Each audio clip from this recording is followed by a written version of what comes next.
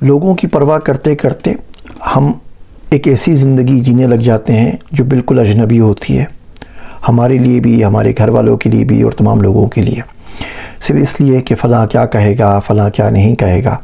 فلاں لائک کرے گا، فلاں کمنٹ کرے گا، فلاں نے یہ کرنا ہے، فلاں نے وہ کرنا ہے، اور زندگی پوری وہ فلانے کے حوالے ہو جاتی ہے۔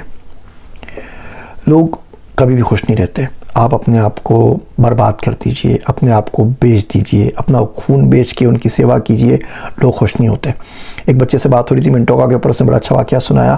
اس میں سر میں اسکالرشپ پہ جب چائنا گیا تو لمبی فلائٹ تھی، امیگریشن سے نکلا، بہت شدید تھکا ہوا تھا، اور بڑی دل سے خواہش تھی کہ کسی طریقے سے کہیں سے کوئی کھانا مل جائے، کوئی ویجیٹیرین فوڈ مل جائے، کوئی حلال کھانا مل جائے۔ مجھے کہیں نہیں ملا، بس میں بیٹھا، کسی اور شہر جانا تھا، وہاں تک پہنچا، اور بڑے کرب کے اندر وہ 12-18 گھنٹے میرے جو تھے وہ گزرے۔